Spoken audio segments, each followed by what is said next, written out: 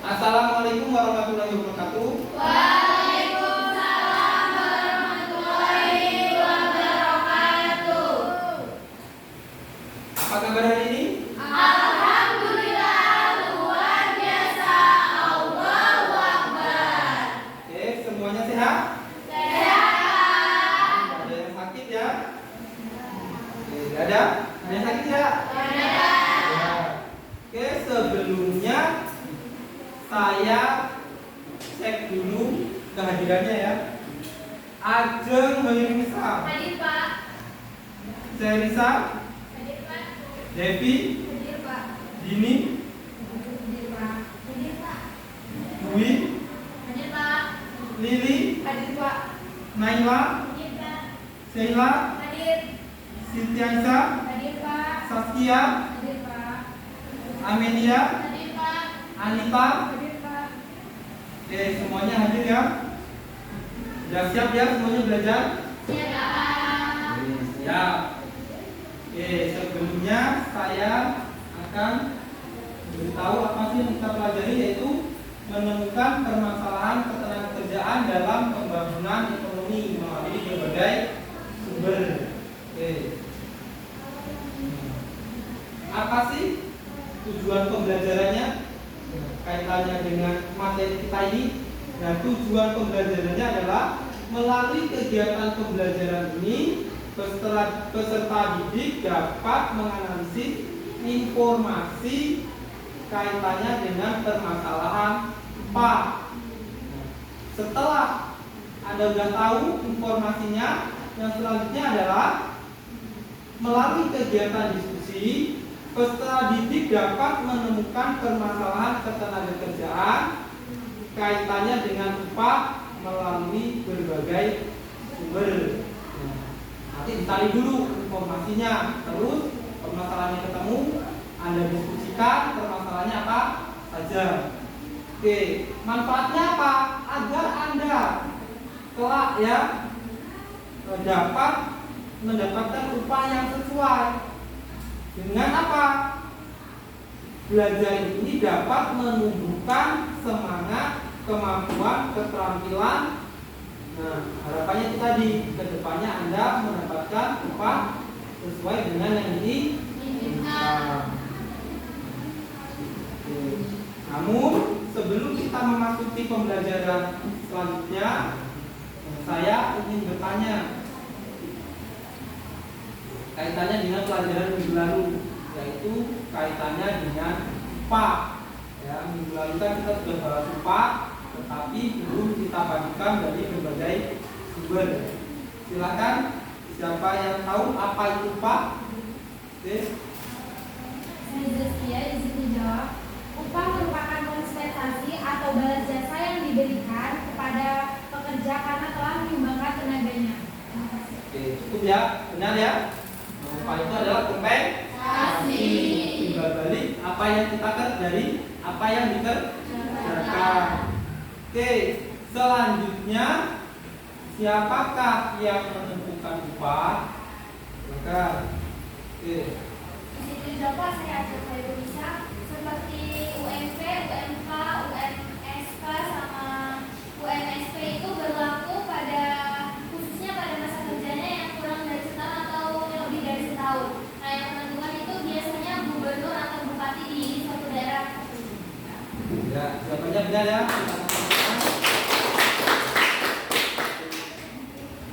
Banyak itu ya, jadinya ketetapan upah itu berbeda-beda dari provinsi yang satu dengan provinsi yang lain. Karena apa? Tingkat kebutuhan masyarakatnya juga berbeda. Bisa juga dipengaruhi oleh pendidikan yang berbeda. Itu yang menentukan upah. Oke. Untuk selanjutnya ya, kita lihat materi kita, yaitu di sini di depan ya.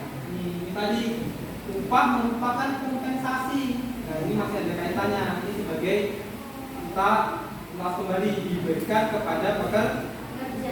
Nah, tadi kan sudah disampaikan teman-teman, di sini upah bisa dilakukan harian, mingguan, dan bulanan. Nah, seperti pekerja buruh itu juga upah. Di lingkungan kita di pedesaan, upah itu diberikan harian. Terkadang kerjanya pagi sampai sore.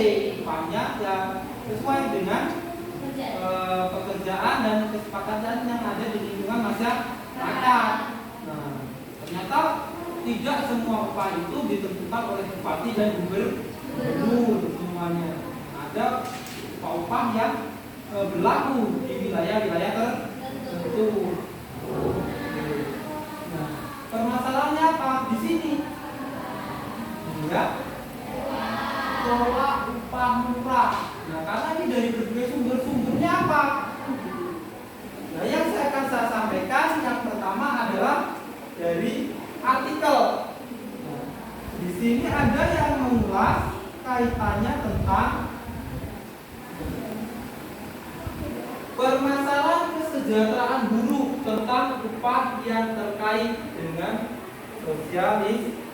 Nah, ini oleh Muhammad Fakih Fajar. Oke. Apa kata beliau? Nah, ini untuk memudahkan ya, saya bagikan di grup kita ya, grup kelas.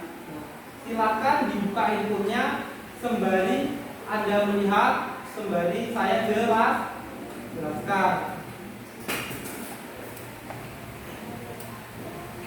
Oke ya, sudah saya kirimkan. Oke, sudah saya kirimkan. Nah, menurut beliau apa sih? Silakan sembari dibuka. Boleh juga lihat di depan agar Anda tahu. Nah, kata beliau, nah ini banyak sekali permasalahan buruh. Nah, maupun dari televisi, dari YouTube, dari berbagai media ya. Bahkan dari BPS sendiri mengatakan bahwa upah di Indonesia itu masih sangat rendah, sangat minim. Itu berdasarkan artikel dia. Selanjutnya lagi beliau mengatakan ternyata banyak sekali perusahaan-perusahaan yang tidak mengikuti aturan upah yang ditentukan, seperti permasalahan outsourcing, ya kan? Permasalahan tenaga kerja yang gajinya ada yang tidak dibayarkan, menunggak atau kompensasinya terkadang menunggak sampai 2 bulan, 3 bulan, yang berujung terkadang PHK sampai gitu. Nah, di sini kan apa? Dari BPS Anda boleh lihat ini ya, BPS 20%. Itu dikatakan 20% katanya dari keseluruhan biaya produksi. Porsi upah tersebut juga masih jauh jika dibandingkan dengan margin yang diperoleh selama ini ya. Artinya apa? Masih jauh.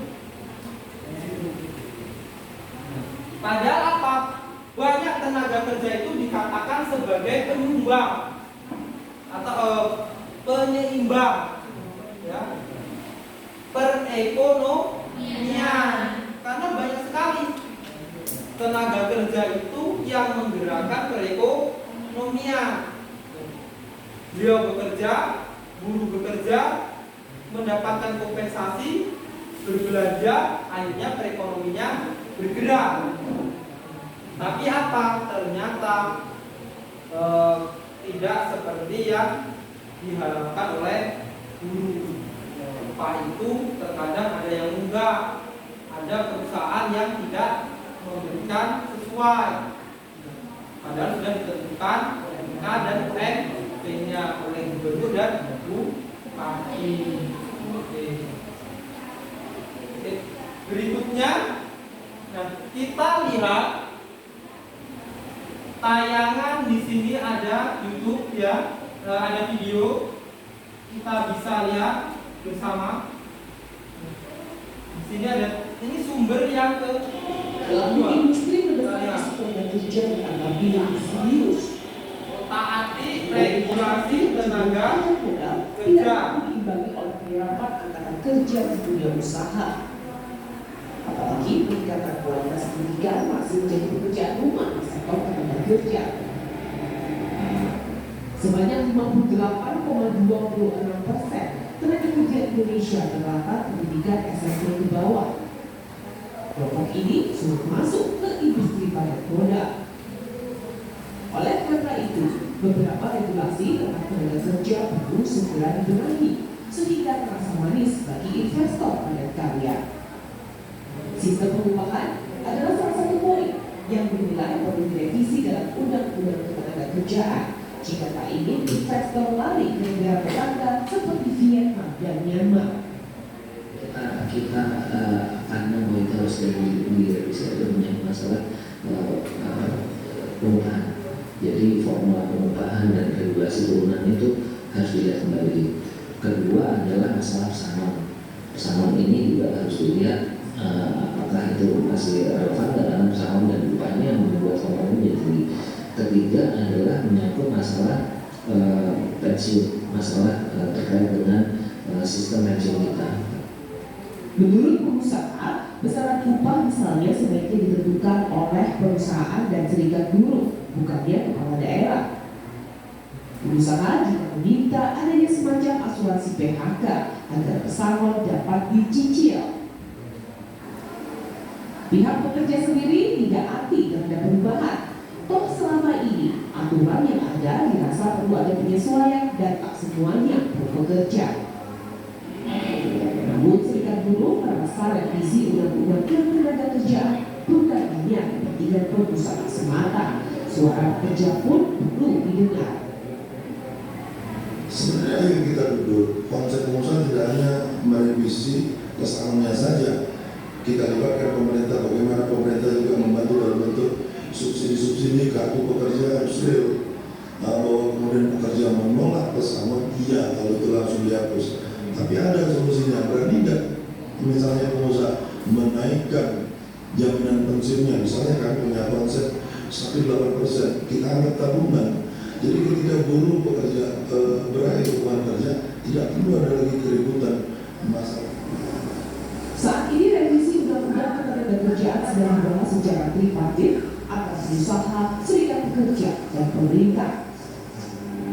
Jalan tengah terbaik untuk kepentingan nasional diharapkan lepas dari urusan politik yang hanya menelurkan kebijakan populis. Afani Rizky, Andi Bendarwan, Kompas TV, Jakarta. Oke, kita lihat. Pendidikan masih menjadi pekerjaan. Ini ya, coba perhatikan tadi banyak sekali ya di permasalahan tenaga kerja kita. Coba kita perhatikan sebentar. Nah, yang kolom merah ini adalah SD.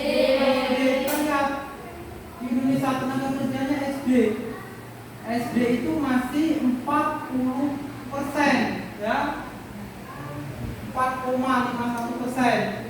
Selanjutnya yang kuning itu universitas ya, S1 mungkin kan, atau di atas S1.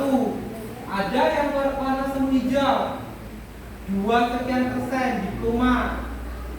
Nah, ada SMA dan SMK 17 sama 11 sekian persen. Artinya apa? Secara kemampuan pendidikan kita dianggap masih rendah, sehingga sangat mempengaruhi upah tenaga kerja. Nah, ini bisa Anda perhatikan. Nah, penduduk bekerja di sini berapa jumlahnya? Kita lihat nih, 129,36 juta orang. Tuh, didominasi oleh SD. Mungkin di antara orang tua kita ya, banyak yang SD. Tuh. Ya. Selanjutnya apa? Diikuti oleh nih SMK dan SMA. Nah, berarti yang SMA dan SMK itu sama-sama 17,sekian persen rupanya. Tadi malah saya mengira itu, ternyata ini ya. Oke, sumbernya mana? Dari Badan Pusat Statistik tahun 2019.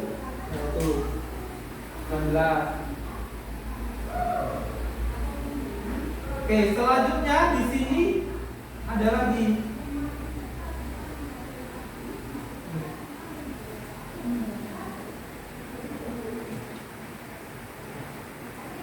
Nah, ini kan tadi kita sampaikan bahwa upah itu ditentukan oleh gubernur atau bupati di wilayah tersebut.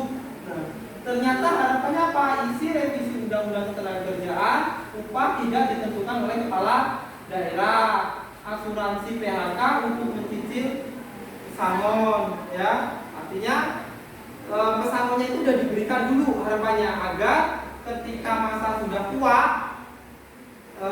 usaha si buruh tersebut sudah berkembang. Nah, kalau diberikan di belakangan, mungkin nanti banyak sekali upahnya semakin besar atau tidak terbayarkan. Ketika mau digunakan, yang si buruh tersebut, pekerja tersebut sudah kondisinya tidak sehat. Ya, paham? Paham. Ada yang tanya kan? Tidak. Nah, kita lihat di sini.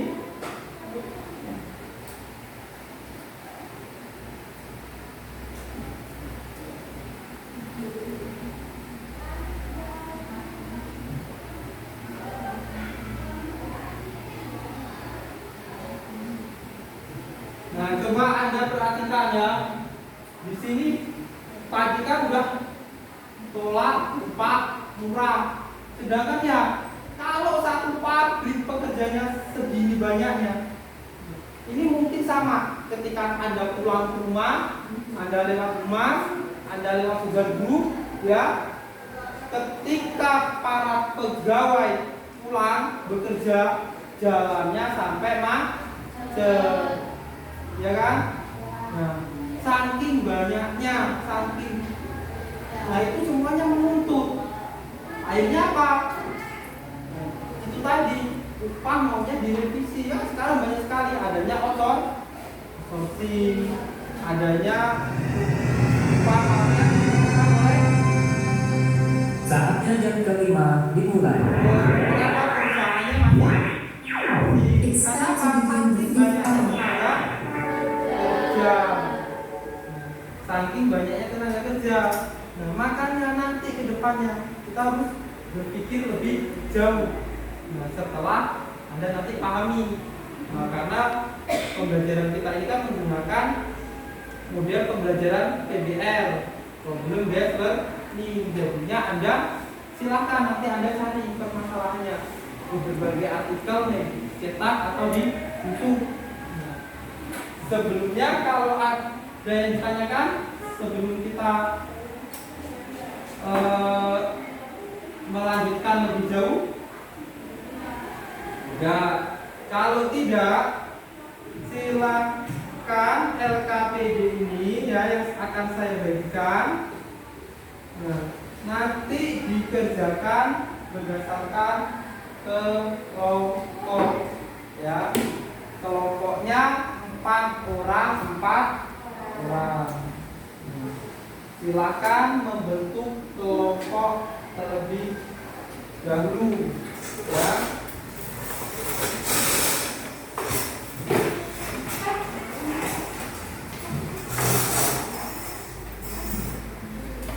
Oke, sudah pada kelompoknya?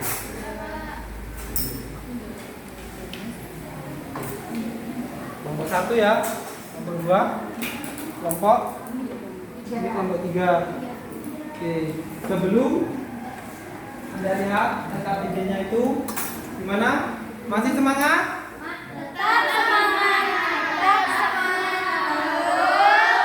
Tetap semangat. Oke, sekali lagi ya. Masih semangat? Tetap semangat. Tetap semangat. Tetap semangat. Oke, karena masih semangat, silakan dilihat LKPD-nya. Nah ya, nanti Anda kerjakan, boleh di situ kan ada artikelnya, ya. Ada yang harus dicari menggunakan media internet, dan satu lagi boleh dari media cetak yang akan saya bagikan.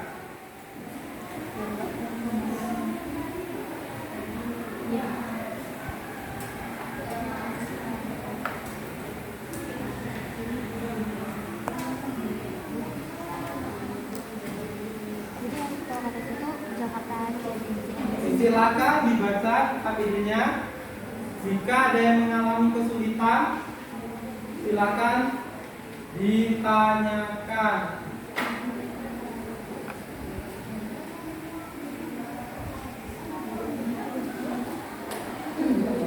Gimana kelompok ini? Ada yang tanyakan? Berarti kita akan menjabarkan apa yang ada di sini. Ya, yang kalau disebutkan seperti itu, ya nanti selalu dicari permasalahannya ya. Maksudnya apa? Benar. MK itu kan ditentukan oleh provinsi atau badan kabupaten dan seperti itu. Tapi apa sih permasalahannya di situ telah ditentukan? Oke. Kalau di sini gimana data permasalahan? Ya boleh, itu boleh terserah, ini kan hanya dari berbagai sumber, mau yang ditulis dari media cetak dulu, buku dulu, atau dari artikel dulu. Yang penting semua permasalahannya Anda selesaikan. Yang di sini gimana?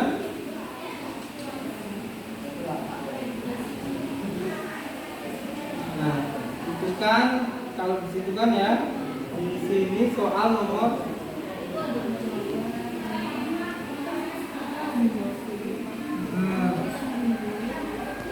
Nah, itu nanti kita bahas secara ini ya, karena itu kan jawaban.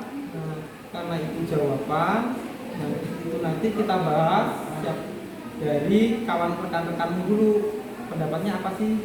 Kamu kan udah tahu tuh sebenarnya, nah, seperti itu.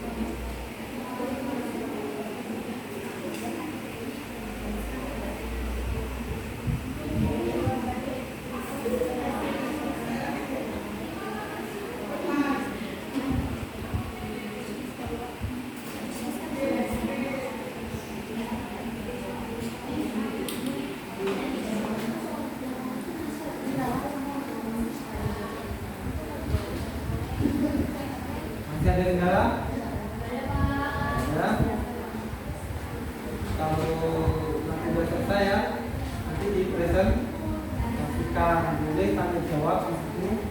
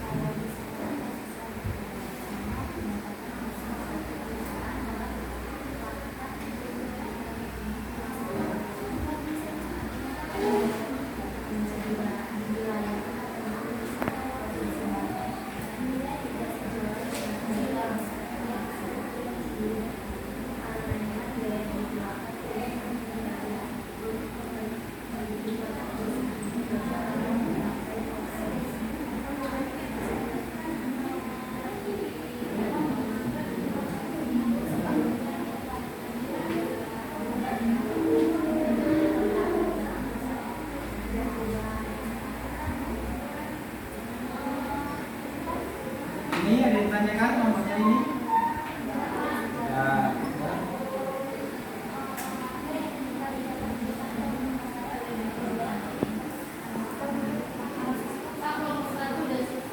Kelompok 1 udah selesai. Yang kelompok berapa nih? 1. Yang lainnya? Kelompok 2 udah Pak. Kelompok 2 udah, kelompok 3 udah. Oke, kita presentasikan ya di depan sini.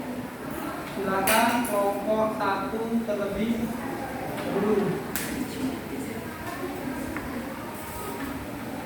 Nah, aturannya jika bertanya atau menyanggah nanti sebutkan nama ya dari kelompok mana. Oke, silakan.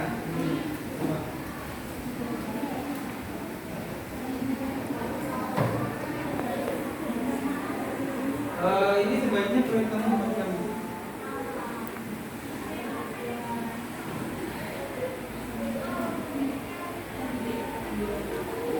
Oke, silakan. Assalamualaikum warahmatullahi wabarakatuh. Waalaikumsalam warahmatullahi wabarakatuh.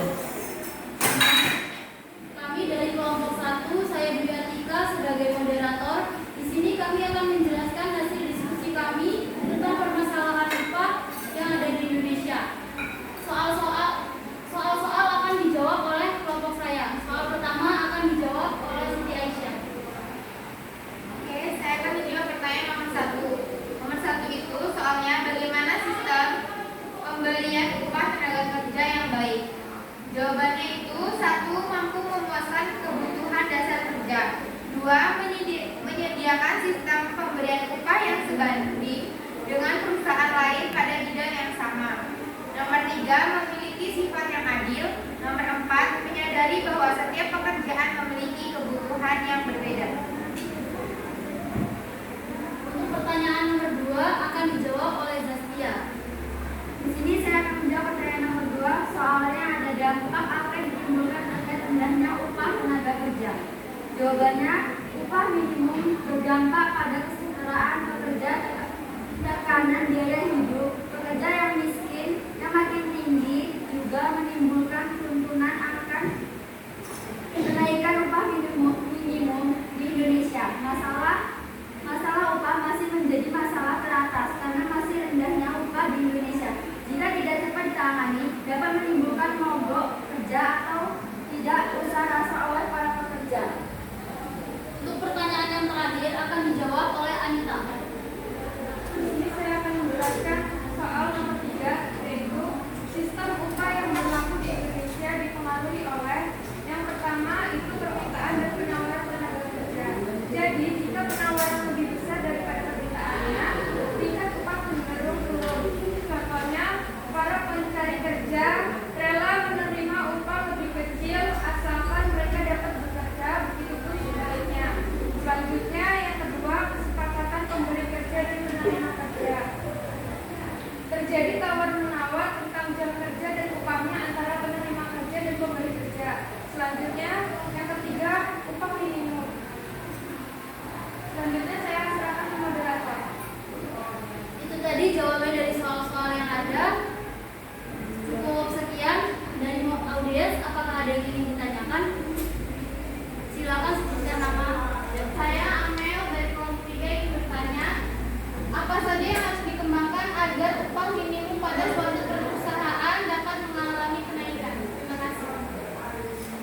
kasih Amel atas pertanyaannya. Saya akan menjawab pertanyaannya. Hal yang dapat dikembangkan agar upah minimum suatu daerah mengalami kenaikan.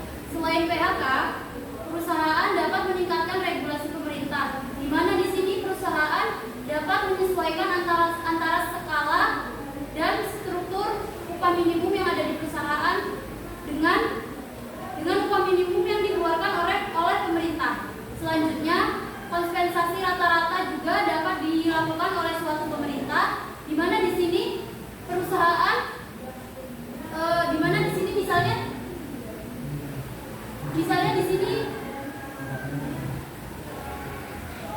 di sini karena ketersediaan tenaga kerja untuk suatu bidang. Sebelumnya teman saya ada yang berhalangan izin untuk keluar. Mungkin Pak. Ya, silakan.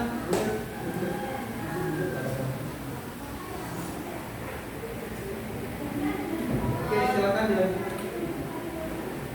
Boleh diulang, Pak? Boleh? Baik, saya ulang ya. Jadi, hal yang dapat dikembangkan agar upah minimum suatu daerah mengalami kenaikan. Selain PHK, perusahaan dapat meningkatkan regulasi pemerintah, di mana di sini perusahaan menyesuaikan antara struktur dan skala upah minimum, yang di mana yang pemerintah mengeluarkan upah minimum itu. Jadi perusahaan itu menyesuaikan antara upah yang dikeluarkan pemerintah dan upah yang diberikan kepada tenaga kerja. Selanjutnya, kompensasi rata-rata. Saat terjadi kenaikan upah minimum di pasaran, misalnya nih, misalnya ketersediaan tenaga kerja untuk jenis tenaga kerja tersebut semakin sedikit. Mau nggak mau kan perusahaan harus menaikkan gaji agar tenaga kerja itu tidak beralih ke perusahaan lain yang gajinya lebih tinggi. Sekian. Oke, gimana Bapak? Cukup? Ada pertanyaan lain? Oke, kita kasih tepuk tangan ya. Oke, kalau nggak ada pertanyaan yang lain, silakan boleh ditutup. Sekian tadi presentasi dari kami akhiri. Wassalamualaikum warahmatullahi wabarakatuh. Waalaikumsalam warahmatullahi wabarakatuh. Oke, silakan.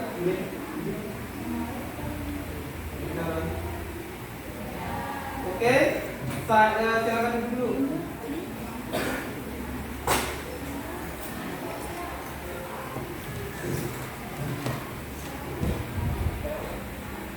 Ya, tadi ada berbagai pertanyaan dan jawaban. Kenapa sih upah itu kan gitu? Upah itu bagaimana? Banyak yang ditimbulkan. Salah satunya karena ada tadi itu tekanan ya, karena ada tekanan biaya hidup. Nah, tadi kan disampaikan seperti itu.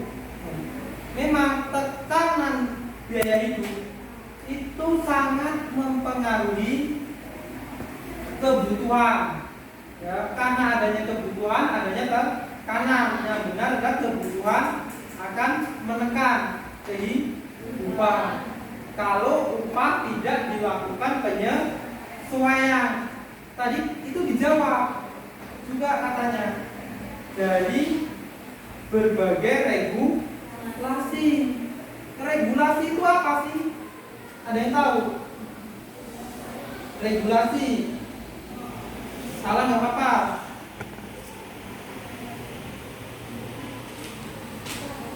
Nggak harus benar. Silakan jawab dulu sebisamu. Dari berbagai regulasi. Ya. Kayak dari berbagai sumber atau berbagai sumber. Ya, dari berbagai sumber katanya. Ada yang bisa jawab lebih tepat lagi?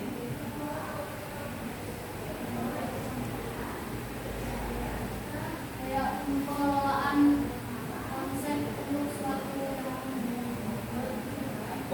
Pengelolaan konsep yang akan dibuat. Nah, regulasi itu adalah benar pengelolaannya, tapi yang mengelola siapa?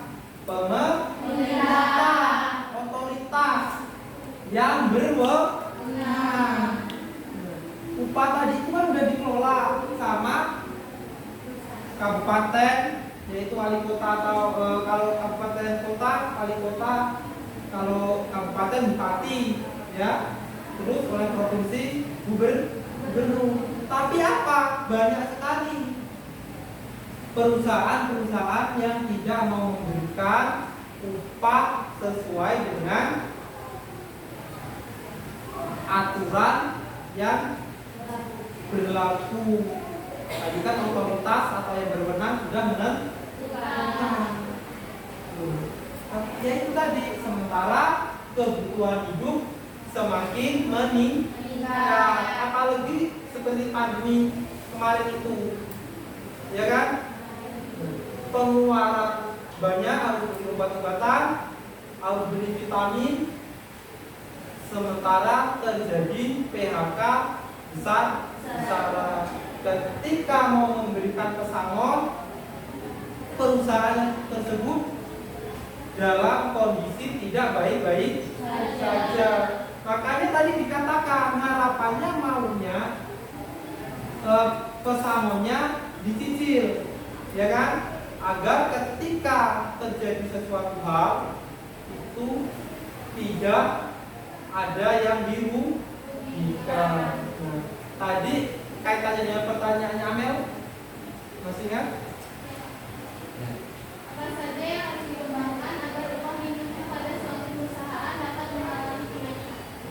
Yang harus dikembangkan selain unit usahanya tersebut, keterampilan dan kemampuan tenaga kerja yang sudah kita lihat tadi. Tenaga kerja kita banyak yang lulusan SD, ya, 40%. Baru sisanya adalah lulusan SMA, SMK 17%, baru D3 11%. Terus selanjutnya ada universitas, ya, seperti yang kita lihat tadi. Nah, itu menunjukkan apa? Menunjukkan bahwa kualitas tenaga kerja kita sangat rendah. Karena apa? Di Indonesia ini, ya, pendidikan adalah kalau dia berpendidikan bagus, keterampilannya bagus, mindsetnya masih seperti itu. Ini dari banyak ya kita sampaikan tadi 129, sekian juta. Banyak sekali itu, tidak sedikit. Nah, yang perlu apa? Makanya pemerintah melakukan pelatihan. Lulusan SD gak apa-apa, tetapi diberikan pelatihan di BLK, di prakerja. Nah, itu selalu diberikan pelatihan, diberikan penyuluhan, dan itu dipantau perkembangannya bagaimana sih oleh Badan Pusat Statistik. Nah, oh ternyata masih banyak, gimana ya. Nah, akhirnya apa? Baru-baru ini pemerintah menunjukkan permudah pengurusan izin usaha. Kalau semuanya bekerja, wah repot, ya. Sementara tenaga kerja saat ini sudah banyak yang digantikan oleh robot, ya kan? Mau ngisi di Pertamina menggunakan aplikasi, dibatasi, ya kan? Nah, mau lewat tol, tenaga kerjanya sudah digantikan dengan e-tol. Mau nilang sudah menggunakan kamera CCTV. Artinya apa? Person kita semakin dikurangi, semakin dikurangi. Artinya apa? Yaitu tumbuhkan semangat wirausaha. Kita yakin bahwa kita memiliki keterampilan, kita dirikan UMK, usaha kecil-kecilan lah misalnya, ya, dengan beranggotakan keluarga, minimal anggotakan keluarga kita, terus tetangga kita, saudara kita, tetangga kita. Yang jadi permasalahan adalah kita konsumtif dan mindsetnya mindset pekerja. jadi banyak permasalahan tenaga kerja. Oke, ada tanya kan? Ya. Silakan kelompok 2.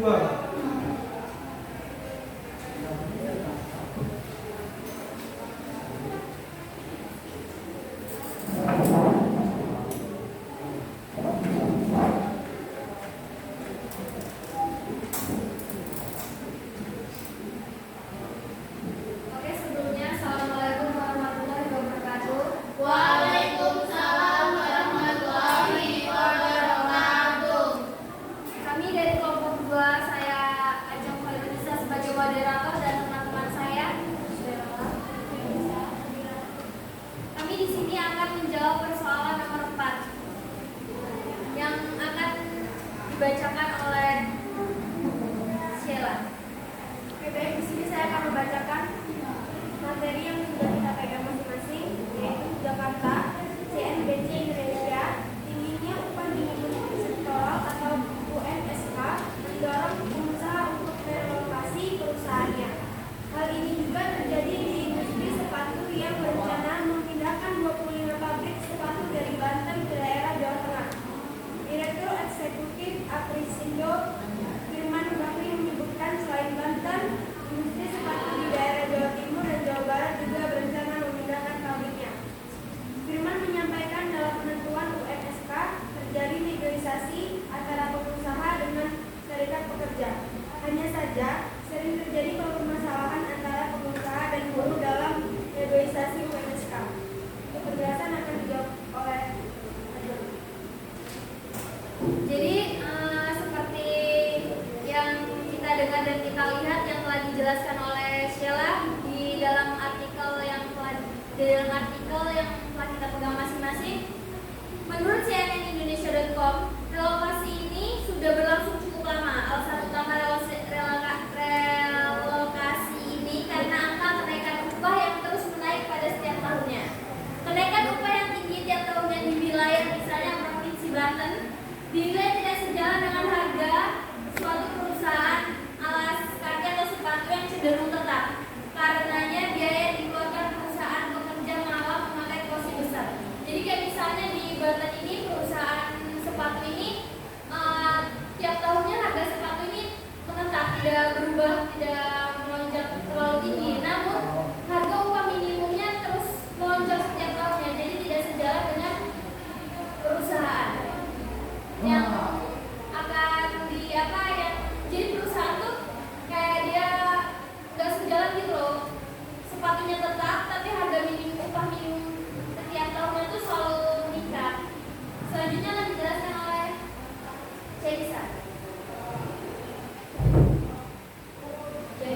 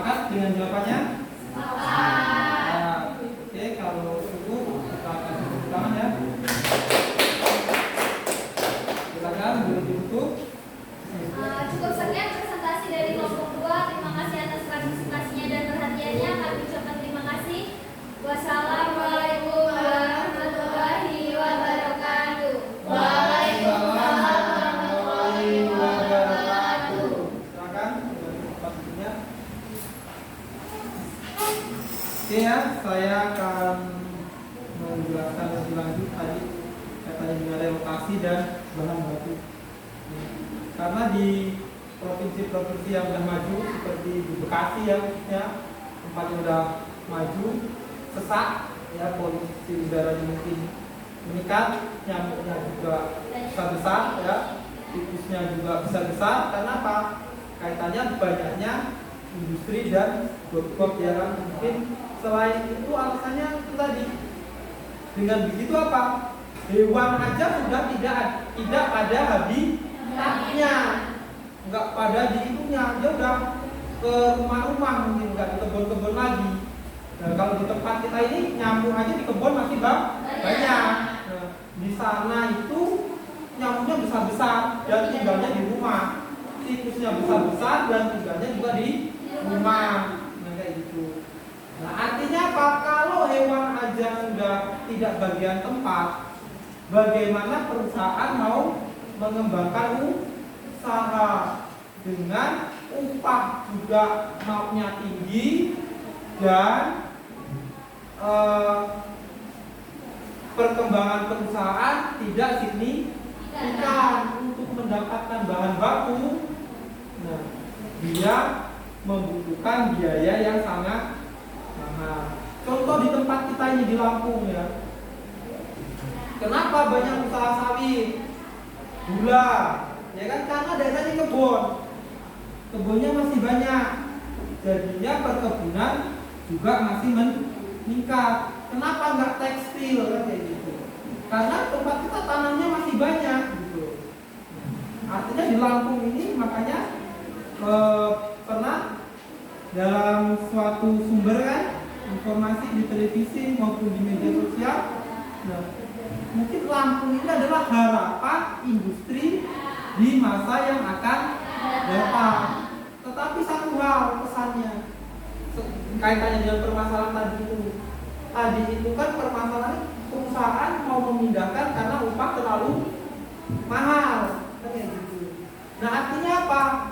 Ketika usaha di situ ternyata penduduknya pun tidak merasa menikmati hidup dengan upah yang layak. Ketika Lampung jadi pusat industri, semakin banyaknya tenaga kerja, semakin sempitnya, mau bertani juga nggak ada sawahnya, dan semuanya bergantung pada industri, ya kan? Tanah ditanam, tumbuh bangunan, ya kan? Tumbuh beton. Akhirnya apa? Semuanya bekerja. Itu adalah salah satu karena penduduknya udah nggak ada sampingan lagi. Sementara tekanan hidup selalu meningkat. Akhirnya apa? Sampai pabrik aja mau memindahkan tempat. Akhirnya apa?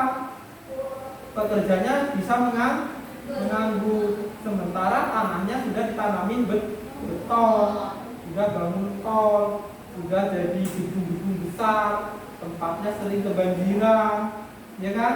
Nah, makanya itu tadi, kalau pekerjaannya fokus bekerja, sedangkan kemampuannya SD, SMP, SMA yang mendominasi tanpa dibekali keterampilan lain, maka kita akan tergantungan dengan upah buruh yang diberikan oleh pabrik. Wajar saja karena permintaannya yang ingin bekerja banyak. Akhirnya buruh ya kalau perusahaan kalau mau gaji sekian ya oke, kalau enggak ya gimana lagi. Akhirnya dikirim ke luar negeri sampai luar biasa sekali permasalahannya. Ternyata tidak semua yang dikirim ke luar negeri dengan iming-iming gaji besar menyelesaikan permasalahan upah yang ya, ternyata tidak juga. Nah, pesan saya Pak, artinya ketika Lampung ini sudah berkembang, sudah maju ke depannya, jangan sampai kita juga tidak menikmati. Karena kita tanamin banyak sekali yang tumbuh.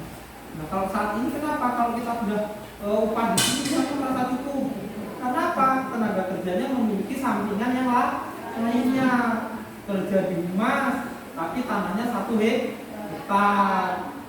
Dia tidak terlalu bergantung pada pabrik. Terus apa lagi? Nah, kerja di rumah tapi masih punya ternak. Nah, kerja di Sugar Group masih bisa bermitra karena perkebunan di sini.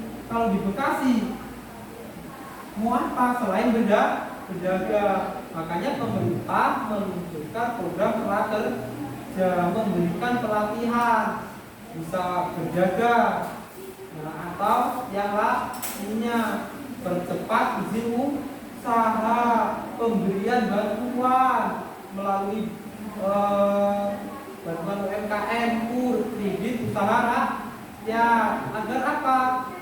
Tidak bergantung pada satu perusahaan. Kita mampu mendirikan usaha, atau kita sudah memberikan fasilitas-fasilitas, dikasih pelatihan, nggak punya duit dikasih pinjaman, ya kan? Nggak bisa mengelola diberikan pendampingan, tetapi dasarnya sementara ini mindset kita adalah mindset bekerja. Apa cita-citanya? Pengen bekerja di sini. Jarang sekali ketika saya masuk misalnya dari 30 orang siapa yang mendirikan usaha? Nyaris tidak ada. Kita bisa lihat tukang bakso di depan, ya kan? Dengan misalnya 100 peserta didik yang beli bakso dengan uang 2.000, berarti dalam kurun waktu istirahat 15 menit, terus istirahat kedua 15 menit, artinya Pak 2.000 dikali 100 misalnya untungnya sudah 200.000. Karena mentalnya apa? Mental wirausaha. Kalau mental pekerja gajinya bulanan, kadang diutang, ada yang gajian harian, sehari kerja sehari tidak, 2 hari kerja sehari tidak menentu, bahkan ada yang diutang terlebih dahulu. Paham? Maksud? Ada yang tanya kan? Silakan, boleh ya, kalau bertanya. Oke, kalau tidak ada yang bertanya, silakan dilanjutkan kelompok 3, kelompok terakhir ya.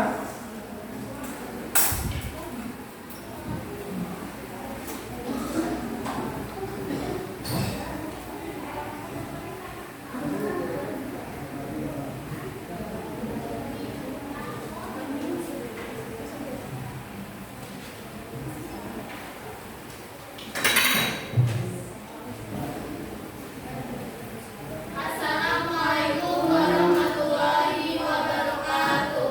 Waalaikumsalam warahmatullahi wabarakatuh. Kami dari kelompok 3 ingin mempresentasikan hasil diskusi kami. Saya Devi sebagai moderator dan teman saya Amel, saya Dini, saya Lili. Jadi di poin 5 itu cermati permasalahan yang ada pada link atau artikel tersebut. Jadi apakah langkah guru tersebut sudah tepat didiskusikan dengan kelompok Anda, berikan argumen Anda serta alasannya.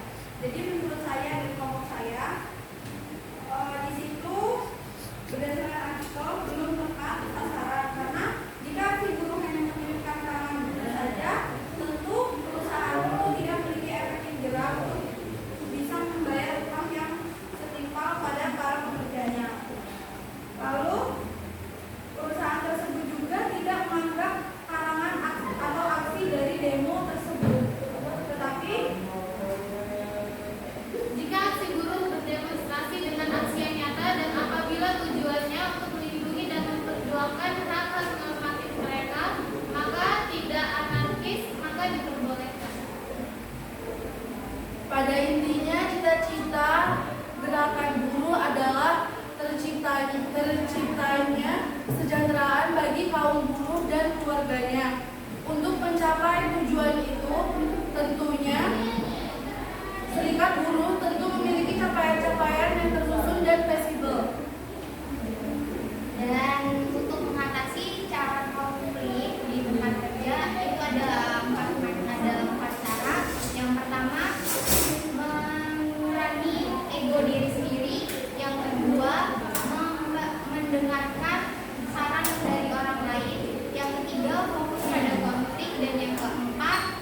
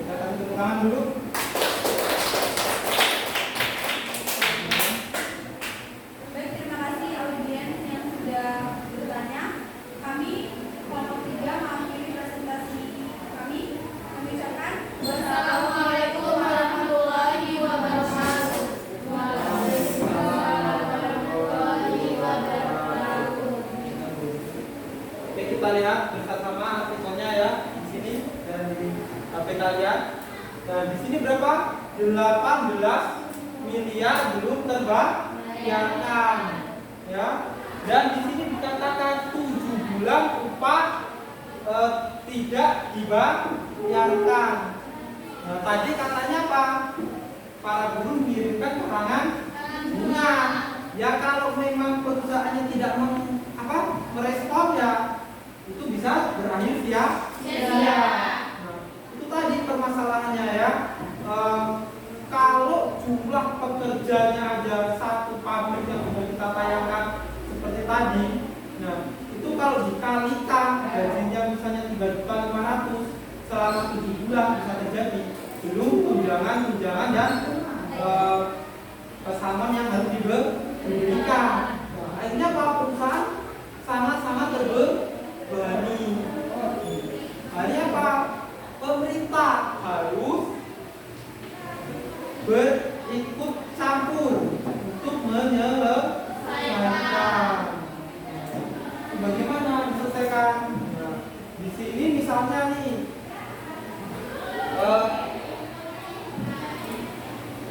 ya sebenarnya PT PSP belum membayar upah pada bulan Maret 2017 sampai dengan Oktober 2017 lalu. Hingga saat ini para buruh telah melakukan gugatan ke pengadilan dan sudah menang di tingkat pengadilan tinggi. Nah, di situ namun pihak PT PSP masih melakukan banding. Artinya apa? Ya gimana mau bayarkan? Perusahaannya merugi. Sementara mungkin asumsinya PT merasa ketika saya mendapat ancaman pidana juga lebih baik saya mendapatkan itu dan saya tidak membayarkan uang kompensasi kepada buruh. Bisa jadi nanti terus mengulur waktu melakukan banding, akhirnya buruh merasa bosan. Karena apa? Sudah tidak ada pekerjaan, apalagi uang yang di bulan lalu belum terbayarkan. Karena demo pun butuh tenaga. Harusnya apa? Memang disalurkan secara benar, tepat, akurat. Yang bisa siapa? Yaitu campur otoritas yang berwenang. Dilakukan apa? Konsolidasi. Ya pokoknya perundingan dan sebagaimanapun untuk mencapai kesepakatan. Nah, itu ya kurang lebih seperti itu permasalahan buruh. Nah, ini kaitannya di berbagai artikel, video, memang banyak, apalagi dengan baru-baru ini terciptanya undang-undang cipta kerja, outsourcing dan sebagaimanapun itu pekerjaan. Nah, sebenarnya memang banyak outsourcing ini karena pekerja kita itu banyak yang jangankan di pabrik, yang kerja di lingkungan kita buruh itu aja nggak kerja juga nggak mendapatkan itu ya gimana lagi kita kan, kalau pabrik upahnya mahal mau pindah, ya kan, sementara kita belum mampu mengelola bahan baku. Makanya itu pabrik Saatnya terendam liburan. It's time to begin the 6th hour.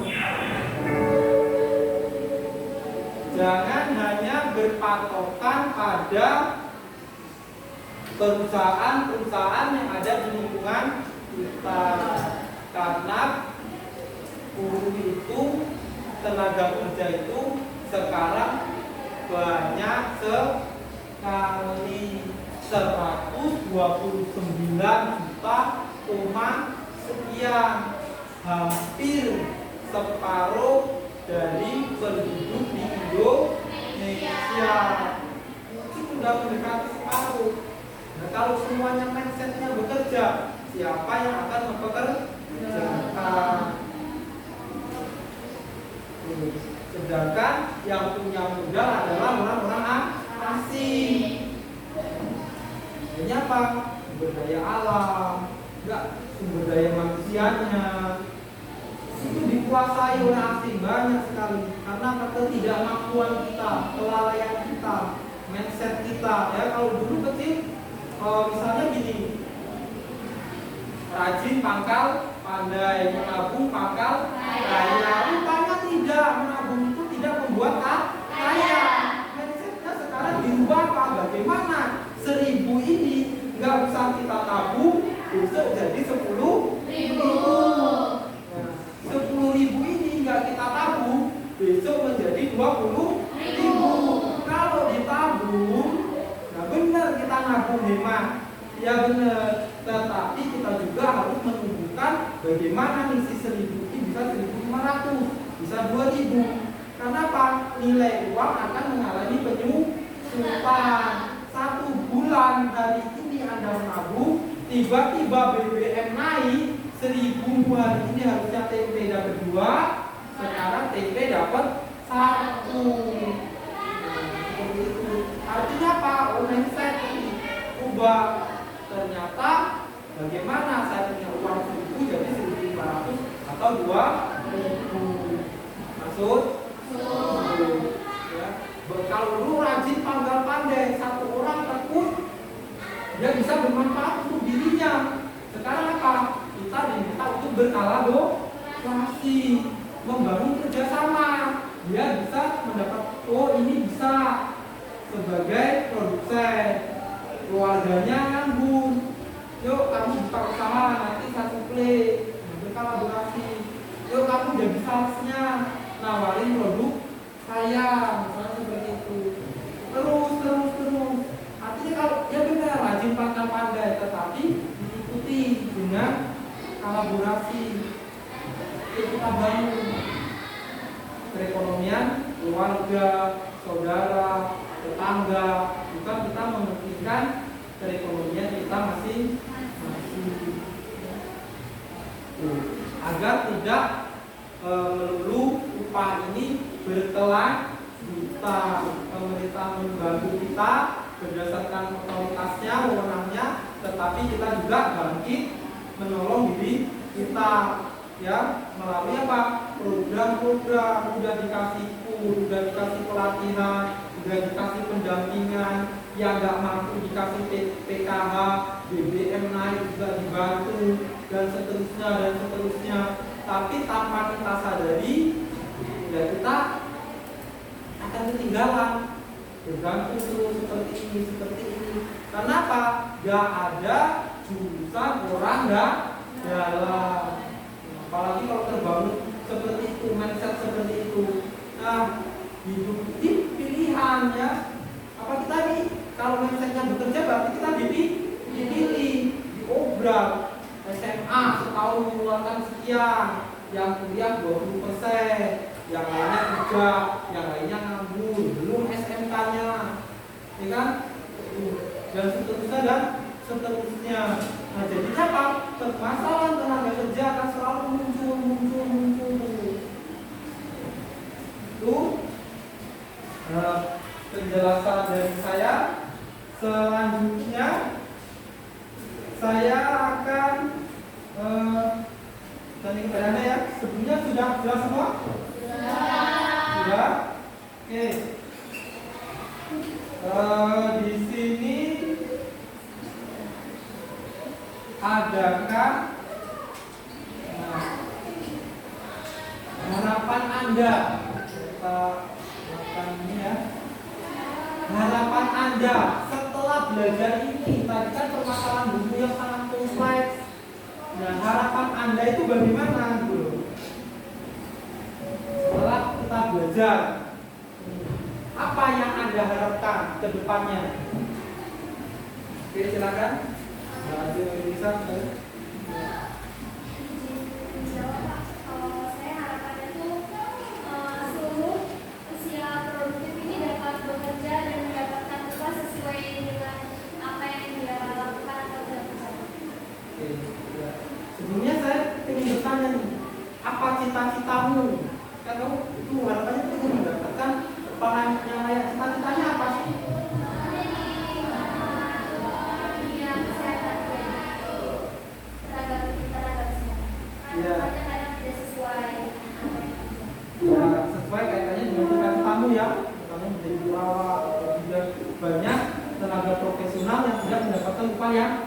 layak, sementara dituntut oleh peraturan, ya. Nah, harapannya gajinya berapa nih?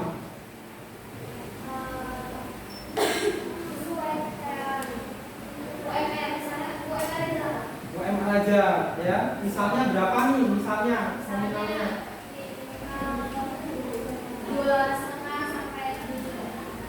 2 juta. Untuk mendapatkan gaji 2.500.000 saja masih susah ya, kan begitu.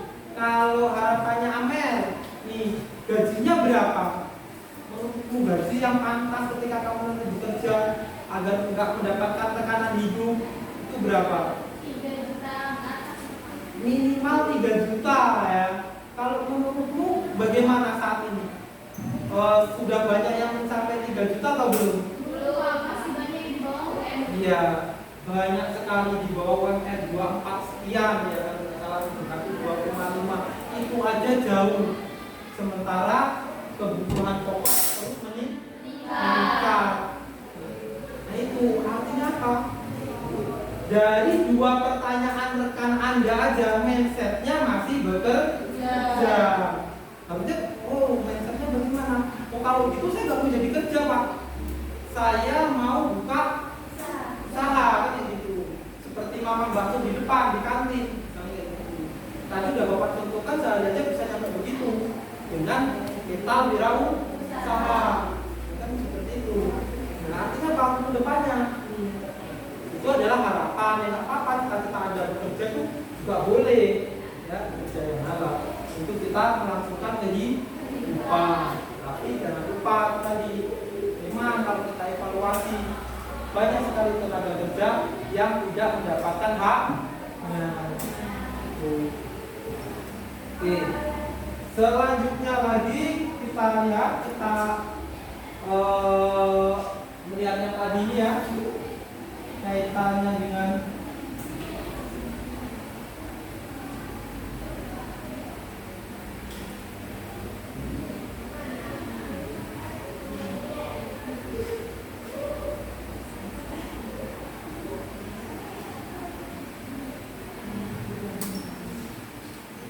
dalam satu pabrik aja dapat menghadirkan tenaga kerja sebanyak ini. Ya, ini mindset tenaga kerja itu sangat jarang sekali tenaga kerja yang kayanya melebihi pemilik usaha. Jadi jangan berharap kaya ketika mindsetnya menjadi seorang bekerja. Cukup aja sudah alhamdulillah. Cukup itu, karena masih banyak yang tidak cukup. Padahal yang finansialnya sulit untuk melebihi pemilik usaha, ya kan? Oke, bisa kita tarik kesimpulannya. Jadi untuk kesimpulannya pembelajaran hari ini adalah apa? Silakan. Oke. Kesimpulannya kita jadi tahu permasalahan upah yang semakin hari semakin berlebih dan dampak apa yang ditimbulkan jika upah tidak sesuai kepada para pekerja. Ya, oke, sekarang ya. Katanya sangat benar sekali ya, sangat benar sekali. Kalau dampaknya itu sangat kompleks, kalau tidak ada aturan yang jelas, makanya berbagai regulasi semakin diperbarui untuk apa ya, mengurai permasalahan tenaga kerja. Kurang lebih ya seperti itu. Makanya diperlukan membuat pola pikirnya ke depannya. Nah, berikutnya lagi, ini pesan dari saya ya, Anda. Itu adalah masa depan itu adalah milik mereka yang berusaha pada hari ini. Selanjutnya, lakukan hal yang benar, jangan membenarkan kebiasaan. Biasanya begini nggak apa-apa kok, biasanya begini lulus kok. Biasanya itu lihat teman-teman kita yang tadinya seperti ini malah bekerja kok. Itu hanya berlaku untuk orang-orang tertentu. tidak berlaku secara keseluruhan. Maksudnya tetap kita usaha. Makanya kata salah satu tokoh pengumparan ya, kalau kita sulit, tidak mau belajar hari ini, kita merasa lelah, maka kita harus bekerja seumur hidup. Seperti itu. Selanjutnya lagi apa? Kalau kita tidak bisa tidur menghasilkan uang, maka kita juga bekerja seumur hidup. Tidur menghasilkan uang seperti apa? Investasi, misalnya seperti itu. Kita tidur, bergerak, kita jualan sambil investasi. Artinya apa? Untuk sebagai tambahan kita. Oke, udah paham semua? Nah, selanjutnya tugasnya ya nanti dikerjakan di buku tersebut di halaman, misalnya di halaman 93. Di situ banyak sekali ya untuk membangun diri Anda dari berbagai artikel Anda lihat, Anda uraikan ya. Oke, itu saja sebagai pembelajaran ini ya. Kalau sudah cukup, tidak ada yang ditanyakan lagi, kita bisa sampai di sini. Oke, sekali lagi masih semangat?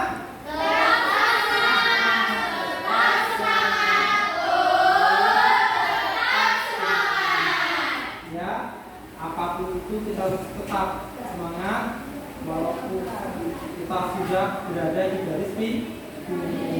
Ya, semangat berkolaborasi, nanti kedepannya kita kembangkan. Oke, silakan dipimpin berdoa. Sebelum mengakhiri pembelajaran pada hari ini, mari kita berdoa terlebih dahulu. Berdoa mulai.